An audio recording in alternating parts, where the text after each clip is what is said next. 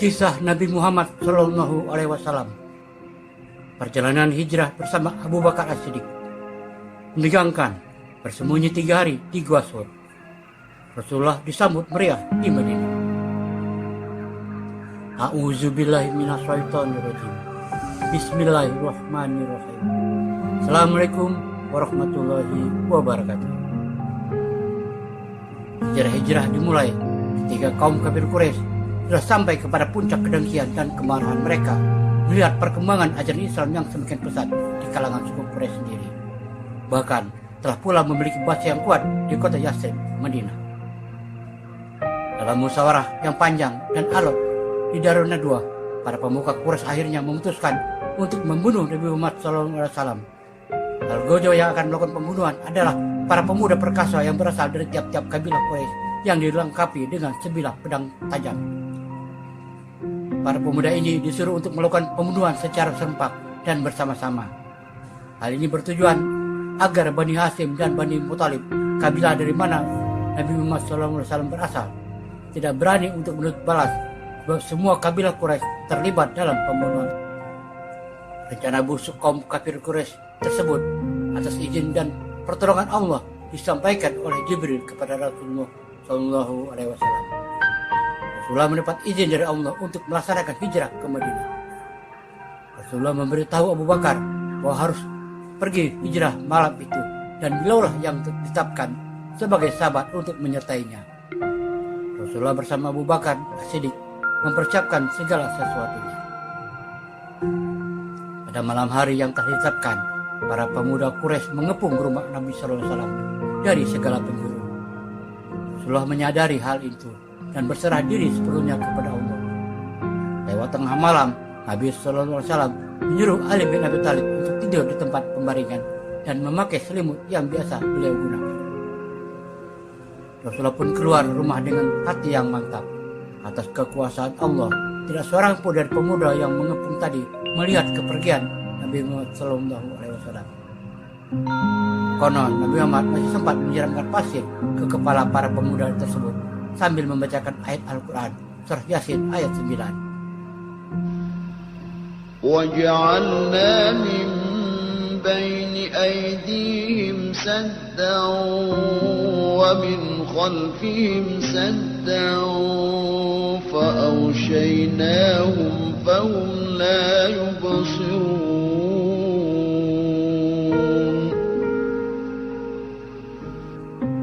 Dan kami hadirkan di hadapan mereka dinding dan di belakang mereka dinding pula, dan kami tutup mata mereka sehingga mereka tidak dapat melihat. Orang-orang musyrik Quraisy merasa kecewa dan menyesal luar biasa. Setelah Nabi lolos dari kepungan mereka tidak lagi berpikir terhadap Ali yang sedang tidur menggantikan Nabi. Pikiran mereka hanya tertumbu pada Muhammad telah lolos dan harus dikejar sampai ketemu. Dengan demikian, Ali pun selamat dan besok harinya beliau melaksanakan apa yang dipesankan oleh Nabi. Detik-detik menegangkan Nabi dan Abu Bakar di Gua Sur. Tidak ada yang mengetahui persembunyian Nabi di Gua Sur kecuali keluarga Abu Bakar, yaitu Abdullah putra beliau, kedua putrinya Asma dan Aisyah, serta pembantu setianya Amir bin Fuhairah. Tugas Abdullah sehari-hari berada di tengah orang Quraisy untuk menyadap informasi mengenai sikap mereka terhadap Muhammad. Amir bertugas mengembalakan ternak milik Abu Bakar untuk menghapus jejak apabila Abdullah mengirimkan makanan di Gua Sur. Menyiapkan susu dan daging, Asma dan Aisyah memasak menyediakan makanan di rumah. Kemudian diantarkan oleh Abdullah untuk Nabi dan ayahnya. Setiap Abdullah berangkat ke Gua Sur atau kembali, di belakangnya selalu diikuti oleh Amir dengan ternak kambingnya yang banyak, menghapus jejak Abdullah agar tidak diketahui oleh orang-orang Quraisy. Sebelum Nabi memasuki Gua Sur, Abu Bakar masuk terlebih dahulu untuk memeriksa keadaan gua itu, apakah aman untuk bersembunyi atau tidak. Dalam gua itu biasanya ditempati oleh binatang-binatang buas dan serangga berbisa. Setelah Abu Bakar memeriksa dan dianggap aman, barulah memberitahu Nabi agar beliau masuk ke dalamnya. Dalam gua itu Karena sangat lelah, suatu saat Nabi tertidur, meletakkan kepalanya di pangkuan Abu Bakar. Kaki Nabi terlihat melepuh bengkak karena beliau berjalan tanpa alas kaki. Waktu memangku Nabi yang sedang tidur itu, tiba-tiba Abu Bakar melihat di dekat jempol kakinya ada lubang yang luput dari pengan matanya. Dari lubang itu akan keluar jarak keranjing besar yang siap menyengat. Abu Bakar segera menutup lubang itu dengan ibu jari kakinya. Segera setelah itu dirasakan olehnya sengatan kalajengking yang sangat menyakitkan, sehingga sengatan itu seolah-olah dirasakan sampai ke ulu hati. Menahan sakit yang luar biasa itu mengakibatkan badan Abu Bakar menggigil dan seluruh tubuhnya gemetar, sehingga Nabi terjaga dari tidurnya. Baru Nabi mengetahui apa yang terjadi. Dengan cepat beliau berusaha mengeluarkan bisa dari ibu jari kaki Abu Bakar, serta kemudian mengobatinya dengan berdoa sehingga Abu Bakar sembuh. Di mulut gua, laba-laba membuat sarang dengan jaringnya sehingga menutupi mulut gua. 2 ekor burung dara juga datang dan bertelur di jalan masuk ke dalam gua. Sebatang pohon tumbuh dan menjuntai dahan-dahannya ke mulut gua. Peristiwa hijrah terjadi di gua Sur tersebut diabadikan Allah dalam Al-Quran surat 8 Al-Anfal ayat 30. وَإِذْ يَمْكُرُ بِكَ الَّذِينَ كَفَرُوا لِيُثْبِتُوكَ أَوْ يَقْتُلُوكَ أَوْ يُخْرِجُوكَ وَيَمْكُرُونَ وَيَمْكُرُ اللَّهُ وَاللَّهُ خَيْرُ الْمَاكِرِينَ.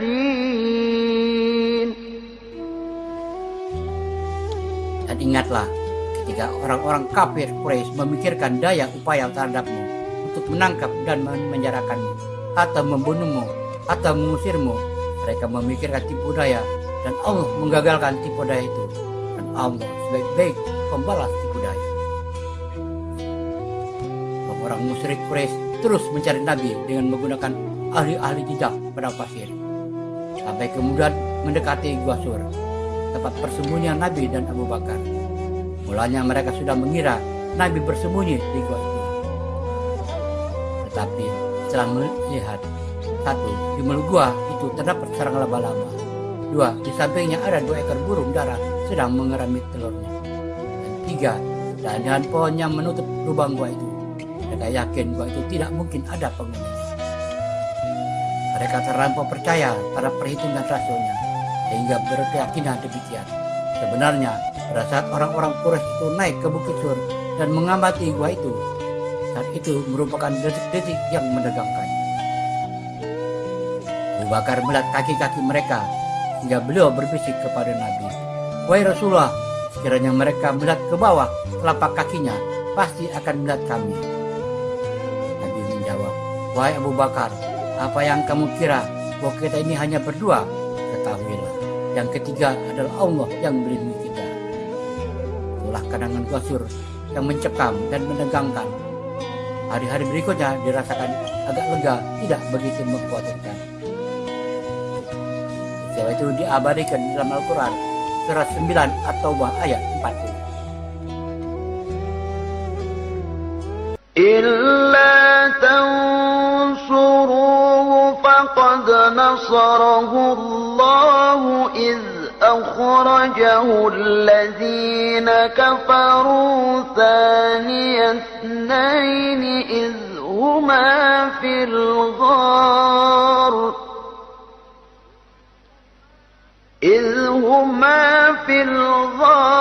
إِذْ يَقُولُ لِصَاحِبِهِ لَا تَحْزَنْ إِنَّ اللَّهَ مَعَنَا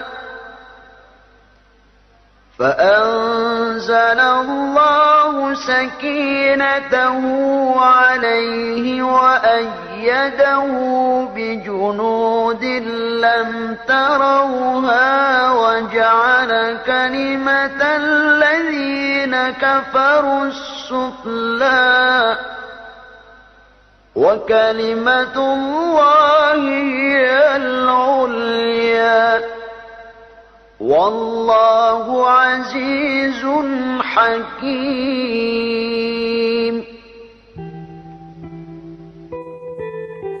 Jikalau kamu tidak menolongnya, Muhammad, maka sesungguhnya Allah telah menolongnya. Yaitu ketika orang-orang kafir musyrikin Mekah mengeluarkannya dari Mekah, sedang dia salah seorang dari 2 orang ketika keduanya berada di dalam gua. Di waktu dia berkata kepada temannya, "Janganlah berduka cita, sesungguhnya Allah bersama kita." Maka Allah menurunkan ketenangan kepada Muhammad dan membantunya dengan tentara yang kamu tidak melihatnya. Dan Allah menjadikan seruan orang-orang kafir itulah yang rendah, dan kalimat Allah itulah yang tinggi. Allah Maha Perkasa lagi Maha Bijaksana. Setelah 3 hari berada di Gua Sur, Nabi dan Abu Bakar pergi berhijrah ke Madinah dengan mengendarai 2 ekor unta yang telah disiapkan Abu Bakar. Setelah persiapan dan bekal untuk perjalanan telah disiapkan oleh Asma dan Aisyah, kakak beradik putri Abu Bakar yang sangat setia membela Nabi. Selain menyediakan 2 ekor unta, Abu Bakar menyiapkan uang sebanyak 5-6 ribu dirham. Itulah sisa kekayaan yang dimilikinya. Rute hijrah Rasulullah dari Mekah ke Madinah. Rasulullah melaksanakan hijrah dari Mekah ke Madinah tidak melalui jalan utama, tidak lain untuk menghindari pengejaran yang dilakukan oleh kaum kafir Quraisy. Beliau memilih jalur yang berseberangan dengan jalan umum. Beliau berangkat dari Mekah menuju Jabal Sur, pedalaman Tihamah, melalui padang Sahara, Tahniat Al-Murah, Mulijah Lakab, Batnu Zu Kasrah, Zu Salmi Malal, Batrem Kuba, baru sampai ke Yasrib atau yang nama sekarang Madinah. Sementara jalan utama yang biasa digunakan oleh penduduk Mekah dan sekitarnya sengaja dihindari. Jalur itu membentang dari Mekah, Hudaybiyah, Tanhiyat, Al-Ghazal, Qadir Al-Asfad, Qadir, Usfan, Kulai, Musallal, Kulayah, At-Yuhfah, Badar, Bunsarif, Ar-Roja, Zulhuliyafah, dan Yasrib. Dengan menghindari jalur utama ini, Rasulullah selamat dari kejaran kaum kafir Quraisy. Bahkan sebagian mereka yang berupaya mengejar beliau dan rombongan kehilangan jejak. Surah 8 Al-Anfal ayat 30. وَإِذْ يَمْكُرُ بِكَ الَّذِينَ كَفَرُوا لِيُثْبِتُوكَ أَوْ يَقْتُلُوكَ أَوْ يُخْرِجُوكَ وَيَمْكُرُونَ وَيَمْكُرُ اللَّهُ وَاللَّهُ خَيْرُ الْمَاكِرِينَ. Dan ingatlah ketika orang-orang kafir Quraisy memikirkan daya upaya terhadapmu untuk menangkap dan memenjarakanmu, atau membunuhmu, atau mengusirmu. Mereka memikirkan tipu daya, dan Allah menggagalkan tipu daya itu. Dan Allah sebaik-baik pembalas tipu daya. Hijrah ke Madinah. Setelah kaum muslimin Makkah hijrah ke Yasrib atas perintah Rasulullah, maka kaum muslimin yang masih berada di Mekah amat sedikit sekali jumlahnya. Seorang sahabat utama Rasulullah, yaitu Abu Bakar As-Siddiq dan Ali bin Abi Thalib, masih tetap berada di Mekah bersama Rasulullah Sallallahu Alaihi Wasallam. Rasulullah belum melakukan hijrah sebelum ada perintah dari Allah Subhanahu Wa Taala. Kaum kafir Quraisy mengetahui bahwa orang-orang Islam banyak yang telah hijrah ke Madinah. Oleh karena itu, mereka harus bertindak cepat terhadap Rasulullah selagi beliau belum berangkat pindah ke Madinah. Berita hijrah menyebar di kalangan Quraisy. Para pembesar Quraisy segera berkumpul di Darun Nadwa dan mengutus 12 pemuda, di antaranya Abu Jahal, Abu Lahab, Ubay bin Kalab, Hakam bin Abdul As, dan lainnya untuk mengepung Rasulullah. Maka bersidanglah para pemuka Quraisy di suatu tempat yang bernama Darun Nadwa untuk merencanakan tindakan yang akan diambil terhadap Rasulullah. Akhirnya mereka memutuskan bahwa Rasulullah harus dibunuh. Rencana jahat kaum Quraisy itu telah diketahui pula oleh Rasulullah. Beliau diperintahkan oleh Allah SWT untuk pindah ke negeri Yathrib atau Madinah. Rasulullah memberitahukan kepada sahabatnya Abu Bakar. Rasulullah Abu Bakar meminta agar diizinkan menemani beliau dalam perjalanan. Rasulullah menyetujui, lalu Abu Bakar menyediakan persediaan untuk perjalanan tersebut. Pada waktu Rasul bersiap-siap untuk berangkat meninggalkan rumah, beliau berpesan kepada Ali bin Abi Thalib supaya Ali tidur di tempat tidurnya. Beliau juga berpesan kepada Ali untuk mengembalikan barang-barang titipan kepada para pemiliknya. Semua tugas ini dikerjakan dengan baik oleh Ali, meskipun jiwanya terancam oleh kafir Quraisy. Waktu para pemuda Quraisy mengepung rumah Rasulullah tanpa diketahuinya, Rasulullah keluar rumah menuju ke rumah Abu Bakar. Setelah sampai di rumah Abu Bakar, Rasulullah mengajak Abu Bakar menuju ke Gua Sur untuk mencari tempat persembunyian yang aman sebelum mereka ke Madinah. Pada waktu menjelang subuh, para pemuda Quraisy yang mengepung rumah Rasulullah telah siap untuk melakukan rencananya. Mereka mengetahui kebiasaan Rasulullah, yaitu bangun untuk melaksanakan sholat subuh. Waktu itulah yang mereka gunakan untuk menangkap dan membunuh Rasulullah. Tapi setelah mereka mengintip dari celah-celah bilik tempat tidur Rasulullah, mereka melihat Rasulullah masih tertidur nyenyak. Mereka gelisah karena takut kesiangan, sehingga penduduk Mekah tahu sebelum rencana dapat dilaksanakan dengan baik. Dan karena itu dengan perasaan gusar mereka menggedor pintu kamar rumah berkali-kali, sehingga Ali terbangun dan membuka pintu. Betapa terkejutnya mereka setelah mengetahui yang keluar adalah Ali bin Abi Thalib, bukan Rasulullah. Untuk itulah mereka memaksa Ali agar mau menunjukkan kemana Rasulullah pergi. Tapi Ali tidak mau memberitahukannya. Setelah tidak berhasil membujuk Ali, para pemuda Quraisy akhirnya pergi mencari Rasulullah ke segenap penjuru Mekah. Gua Sur. Dengan dibantu oleh para ahli penyelidik, mereka mengikuti jejak kaki Rasulullah dan Abu Bakar.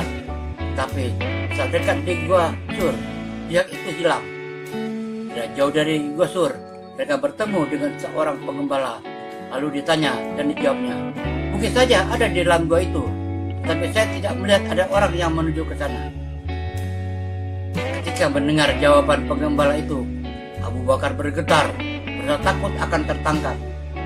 Oleh kecemasan Abu Bakar, dengan tenang Rasulullah menghibur sahabatnya itu dengan mengatakan, jangan takut dan sedih hati, sesungguhnya Allah bersama kita. Surah 9 At-Taubah ayat 40. إلا تنصروه فقد نصره الله إذ أخرجه الذين كفروا ثاني اثنين إذ هما في الغار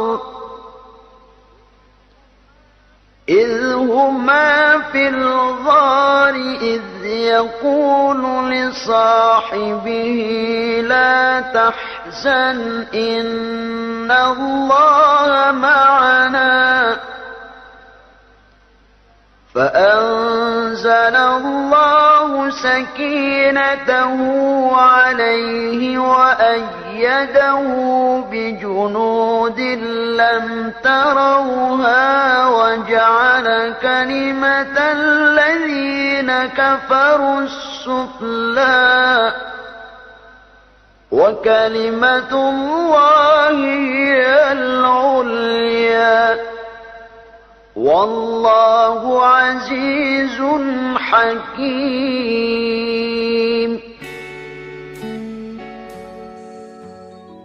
Kalau kamu menolongnya Muhammad, maka sesungguhnya Allah telah menolongnya, yaitu ketika orang-orang kafir musyrikin Mekah mengeluarkannya dari Mekah, dan dia salah seorang dari dua orang. Ketika keduanya berada di dalam gua, di waktu dia berkata kepada temannya, janganlah berduka cita, sesungguhnya Allah bersama kita. Maka Allah menurunkan ketenangan kepada Muhammad dan membantunya dengan tentara. yang kamu tidak melihatnya, dan Allah menjadikan sebuah orang-orang kafir itu yang rendah, dan kalimat Allah itulah yang tinggi. Allah Maha Perkasa lagi Maha Bijaksana. Setelah diketahui bahwa pintu gua itu adalah ada burung sedang mengerami telurnya dan sarang laba-laba, maka akhirnya para pemuda Quraisy pun meninggalkan tempat itu dengan tangan hampa. Rasulullah dan Abu Bakar berada di dalam gua itu selama 3 hari 3 malam. Selama di sana, mereka dibantu putra-putri Abu Bakar serta pembantunya Asma binti Abu Bakar mengantar makanan. Abdullah bin Abu Bakar bertugas menyelidiki keadaan kafir Quraisy dan hasilnya disampaikan kepada Rasulullah dan Abu Bakar. Sedangkan pembantu Abu Bakar, Amir bin Fuhairah, bertugas memberitahukan sesuatu yang ditemukan Rasulullah dan mentar susu hasil rasanya kepada Rasulullah dan Abu Bakar. Berangkat dari Gua Sur. Setelah dari Gua Sur, Rasulullah Abu Bakar melanjutkan perjalanan mereka.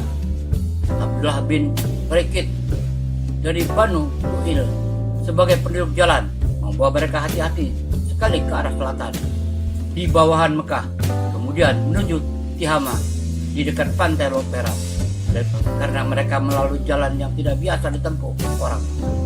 Bawanya mereka ke sebelah utara di seberang pantai itu, dan agak menjauhinya mengambil jalan yang paling sedikit dilalui orang. Kejar Suraqah bin Malik Yusuf. Dan perjalanan yang berhasil mengejar Rasulullah adalah Suraqah bin Malik Yusuf. Dia terkenal sebagai penjajah yang handal dan ahli menunggang kuda. Namun suatu Suraqah hendak membunuh Rasulullah, kaki kudanya terjerembab ke dalam pasir. Mencoba lagi, terjerembab lagi sampai 3 kali. Maka memohon belas kasihan kepada Rasulullah, ambillah perbekalanku juga harta dan senjataku. Demi Allah, aku berjanji akan menyuruh pulang setiap orang yang berusaha melacak kalian. Kami tidak butuh perbekalan dan hartamu. Cukuplah jika kau suruh kembali orang-orang yang hendak mengejar. Rasulullah berdoa dan kaki kuda Suraqah pun terbebas. Saat beranjak pergi, mereka berkata, demi Allah, aku tidak akan mengganggumu. Apa yang kau inginkan dari kami? Rasulullah bertanya. Demi Allah, hai Muhammad, aku yakin agama yang kau bawa akan menang dan engkau mendapat kekuasaan yang tinggi. Berjanjilah kepadaku, jika aku datang ke kerajaanmu, bermurah hatilah kepadaku. Tuliskan hal itu untukku, pinta Suraqah. Rasulullah menyuruh Abu Bakar menuliskannya pada sepotong tulang, lalu diberikannya kepada Suraqah. Setelah diambil oleh Suraqah surat itu, dia kembali pulang. Sekarang bila ada orang yang mau mengejar Rasulullah, itu olehnya dikaburkan. Sudah tadinya dia sendiri yang mengejar. Suraqah berkata, aku saja yang ahli dalam mencari jejak tidak berhasil menemui Muhammad, apalagi kalian. Akhirnya para pemburu sembara kembali ke Mekah. Melanjutkan perjalanan, Muhammad dan Abu Bakar berangkat lagi melalui pedalaman Tihama, anak terik yang dibakar oleh pasir Sahara. Mereka melintasi batu-batu karang dan lembah-lembah curam. Dan sering pula mereka tidak mendapatkan sesuatu yang akan menaungi diri mereka dari letupan panas tengah hari. Tidak ada tempat berlindung dan kekerasan alam yang ada di sekitarnya. Ada keamanan dari apa yang mereka takuti atau dari yang akan menyerbu mereka tiba-tiba. Selain dari ketabahan hati dan iman yang begitu mendalam kepada Tuhan. Keyakinan mereka besar sekali akan kebenaran yang telah diberikan Tuhan kepada Rasulnya itu. Selama 7 hari terus menerus mereka dalam keadaan serupa itu, beristirahat di bawah padang membara musim kemarau dan berjalan lagi sepanjang malam mengarungi lautan padang pasir, hanya karena adanya ketenangan hati kepada Tuhan dan adanya kedip bintang-bintang yang berkilauan di dalam gelap malam itu membuat hati dan perasaan mereka terasa lebih aman. Bila mana kedua orang itu sudah memasuki daerah kabilah Banu Salim, dan datang pula Quraidah, kepala kabilah itu, menyambut mereka. barulah perasaan khawatir dalam hatinya mulai hilang. Yakin sekali mereka pertolongan Tuhan itu ada. Jarak mereka dengan Yasin ini sudah dekat sekali. Sampai di Kuba. Akhirnya tanggal 12 Rabiul Awal tahun ke-13 kenabian, Rasulullah dan Abu Bakar sampai di Kuba, di kurang 10 km dari luar kota Madinah atau 2 farsah di luar Madinah. Rasulullah tinggal di Kuba selama 4 hari. Rasulullah tinggal di rumah Kulsum bin Hamdan dari keturunan keluarga Bani Amr bin Auf dari golongan Aus. Sedangkan Abu Bakar tinggal di rumah Habib bin Asad dari golongan Khazraj. Setelah itu datanglah rombongan keluarga Rasulullah dan Abu Bakar yang dipimpin oleh Ali bin Abi Thalib.